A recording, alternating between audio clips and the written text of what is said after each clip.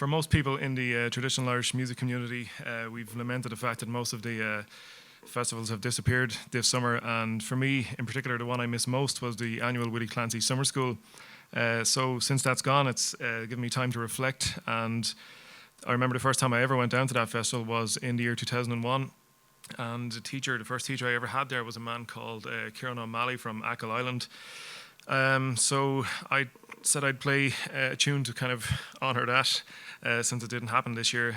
So I'm going to play a tune that I learned from Kieran O'Malley in 2001 called Amhrán na Tae, which is a song of the tea. And then I'm going to follow that with a well-known jig called The Humours of Drinagh.